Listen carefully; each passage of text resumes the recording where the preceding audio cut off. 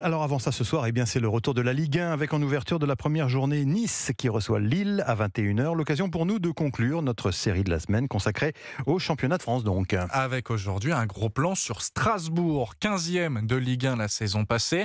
Mais beaucoup de choses ont changé en l'espace de quelques semaines. D'abord, un nouveau propriétaire est arrivé, celui de Chelsea. Les grands travaux du stade de la Méno qui ont débuté. Et puis un nouvel entraîneur, Patrick Vieira, s'est installé sur le banc.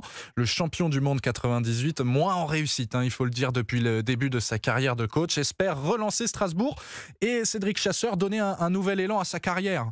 À 47 ans, c'est une nouvelle aventure qui démarre pour Patrick Vieira. L'ancien milieu des Bleus pose ses valises en Alsace, des étoiles plein les yeux. Ça sent le football ici. Et c'est pour ça que être ici aujourd'hui, c'est quand même une fierté pour moi parce qu'il y a des bases encore qui sont solides. Il y a cet amour, cette relation entre supporters, joueurs. Il y a vraiment une ambiance, il y a l'atmosphère qui me fait croire qu'on peut vraiment très bien travailler dans ce club. À Strasbourg, Patrick Vieira retrouve Marc Keller, son coéquipier quelques mois en équipe de France. Le président du Racing a immédiatement été conquis par le discours de son nouvel entraîneur. Ce qui m'a profondément marqué, c'est aussi sa motivation. J'ai trouvé qu'il était habité par le challenge qu'on lui proposait. Et ce qui m'a plu, et c'est plutôt venu de lui, c'est bien sûr faire mieux que ce qu'on faisait, on en parlera, mais s'appuyer aussi sur ce qui a été bien fait peut-être depuis 10 ans au club. Un club qui sort d'une saison compliquée avec un maintien acquis à la dernière journée, mais avec des moyens bien plus conséquents. Tout Strasbourg rêve de jours meilleurs, selon Jackie Duguay-Pérou, ancien entraîneur du Racing. Tout le monde attend beaucoup. Il aura la chance de coacher une équipe devant un stade plein, à guichet fermé, pendant tous les matchs qui auront lieu à domicile. De la part des professionnels du football, il est un petit peu attendu au tournant pour vraiment